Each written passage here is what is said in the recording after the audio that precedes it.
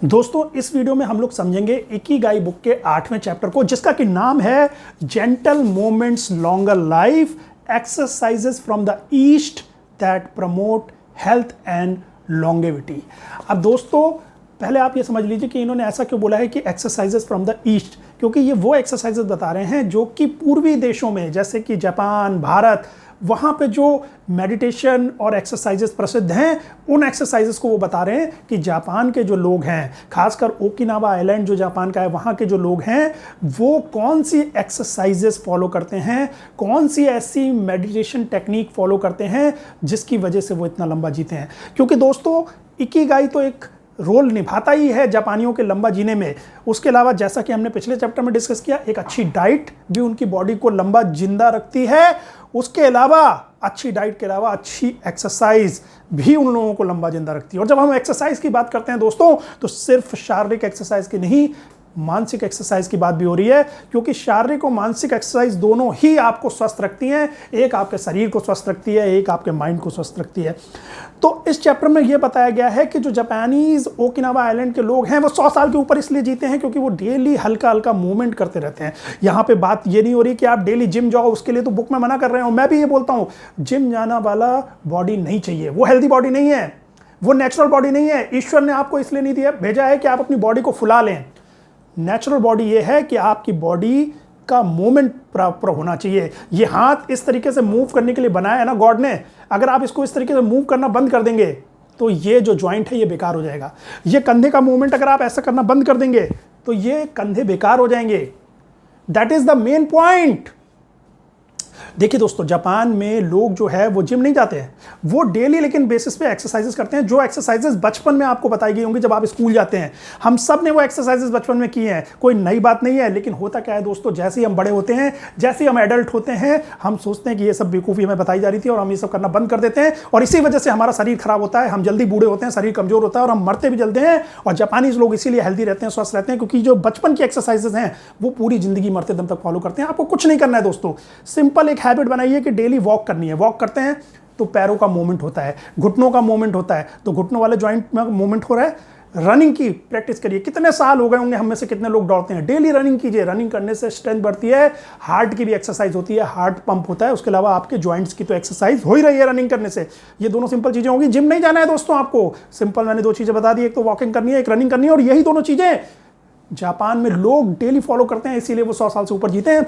उसके अलावा दोस्तों तीसरी टेक्निक है सिंपल एक्सरसाइजेज। आपको याद होगा कॉलेज में जाते थे, पीटी का टीचर होता था, क्या होता था उसमें, ऐसे ऐसे ऐसे ऐसे ऐसे ऐसे ऐसे, इसी तरीके से पैरों में।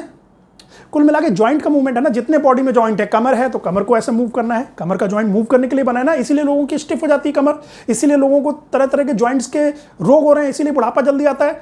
आपको सिंपल यही करना है, आप जाके पार्क में जाओ, वॉक कर लो, रन कर लो, उसके बाद जॉइंट्स का मूवमेंट कर लो। सिंपल जॉइंट्स की एक्सरसाइजेज आपको करनी है, जो कि इस चैप्टर में ही बताई गई है। बाकी आप इंटरनेट पे भी सर्च कर सकते हो, आजकल तो इंटरनेट का जमाना है, कि सिंपल जॉइंट की जो एक्सरसाइजेज होती हैं क्या होती हैं। सिंपल दोस्तों, आप खड़े होकर बैठने लगे, आप मान लो खड़े हुए, उसके बाद बैठे, उठक बैठक हम लोग बचपन में करते थे, सजा भी दी जाती थी, इससे भी आपकी एक्सरसाइज हो रही है जॉइंट की। ये सिंपल एक्सरसाइजेस आपको करनी है। उसके अलावा दोस्तों देखिए, ये बुक जापान में लिखी गई है, ये कॉन्सेप्ट भी इकिगाई का जापान का है, लेकिन फिर भी इंडिया, हमारी प्राचीन भारतीय संस्कृति, ऋषि मुनि की संस्कृतियों का इस बुक में भी उल्लेख है। इस चैप्टर में भारतीय योगा का उल्लेख है कि योगा जो है वो जापानीज लोग बहुत फॉलो करते हैं, उनकी लंबी जिंदगी का राज योगा भी है, जिसकी उत्पत्ति भारत में हुई थी। भारत को क्रेडिट दिया है इस बुक में। अब आप ये सोचो दोस्तों, हमारे इंडिया में जिस चीज़ की उत्पत्ति हुई उसको हम लोग फॉलो नहीं कर रहे हैं, जापानीज उसको फॉलो करके लंबा जी रहे हैं।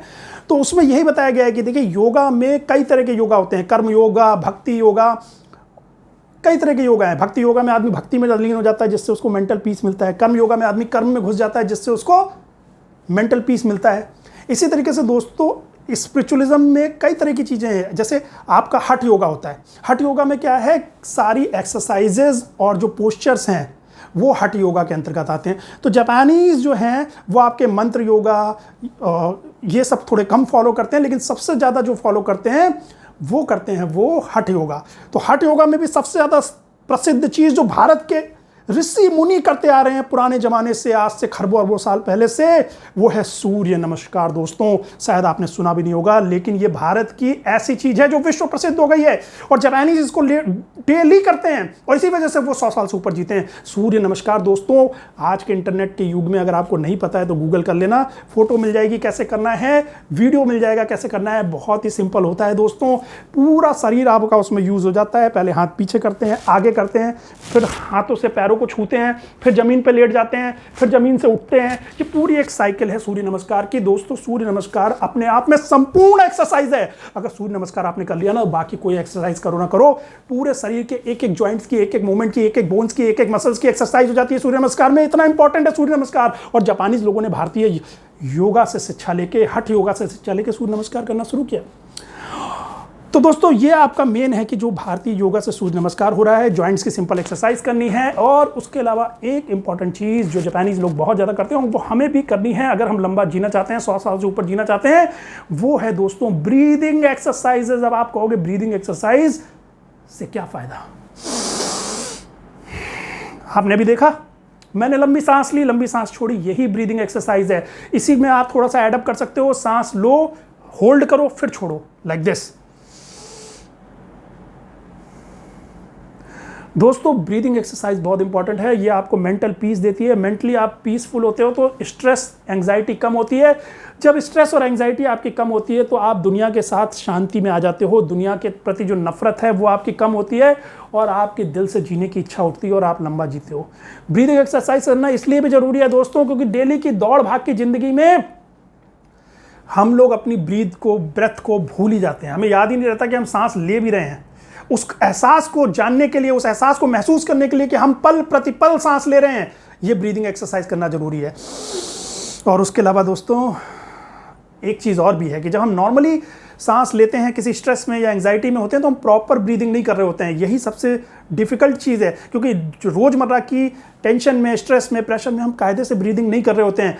तो इसीलिए दोस्तों, और वो हमें पता भी नहीं चलता कि हम कायदे से ब्रीदिंग नहीं कर रहे हैं। इसीलिए दोस्तों इट इज़ इंपॉर्टेंट कि आप अलग से बैठें एक जगह पे और बहुत देर तक, जब तक आपके पास टाइम है, सांस लीजिए, होल्ड कीजिए, छोड़िए, लंबी सांस लीजिए, होल्ड कीजिए, छोड़िए। इतना दोस्तों सुकून मिलेगा, इतनी शांति मिलेगी। अभी हमने फिजिकल एक्सरसाइजेस की बात की थी, ये मेंटल एक्सरसाइज है, ये भी डेली बेसिस पे करनी है। और साथ में दोस्तों जापान में वो लोग कई तरह के साउंड यूज करते हैं जब वो ब्रीदिंग एक्सरसाइज करते हैं ना, सांस लेते हैं, छोड़ते हैं। हमारे इंडिया में तो आपके पास बेस्ट साउंड है दोस्तों, वो है ओम का साउंड। बस ओम के साउंड को आपको यूज करना है। ओम, सांस लेके छोड़िए ओम को जाप करते हुए, फिर देखिए जो आपको मेंटल पीस मिलेगा, जिससे आपका स्ट्रेस दूर होगा, जिससे आप लंबा जीना चाहेंगे, आपको मेंटल पीस मिलेगा। तो कुल मिला के कहना ऑथर ये चाहता है कि जापान के ओकिनावा आइलैंड में सबसे ज़्यादा 100 साल से ऊपर जीने वाले लोग क्यों हैं? क्योंकि वो लोग अपने आप को मेंटली और फिजिकली फिट रखते हैं। कैसे फिजिकली फिट रखते हैं? डेली एक्सरसाइजेस से। मेंटली फिक्स रखते हैं मेडिटेशन और योगा से, जो कि आपको भी करना है। सिंपल एक्सरसाइजेस, नो जिम में जाके वेट नहीं उठाना है, बॉडी नहीं बनानी है। सिंपल जो भी आपके शरीर में पार्ट है सबका मूवमेंट जो आप नहीं करते हो, गर्दन का मूवमेंट ऐसे होना चाहिए ना, कितनी बार करते हो, ऐसे होना चाहिए ना, कितनी बार करते हो, ये सब करना है दोस्तों। तो दोस्तों आशा करता हूँ इस वीडियो को देखने के बाद आपकी लाइफस्टाइल में बहुत ज़्यादा चेंजेस आएगा। और इंटरनेट पे जाके दोस्तों सर्च कीजिएगा कि योगा की कौन कौन सी टेक्निक्स आप घर में बैठ के कर सकते हैं। एंड सूर्य नमस्कार को स्पेशली आप सर्च करके वीडियो देख के सूर्य नमस्कार कल से ही करना शुरू कर दीजिए। आशा करता हूँ आप भी 100 साल से ऊपर जिएंगे। बाय दोस्तों।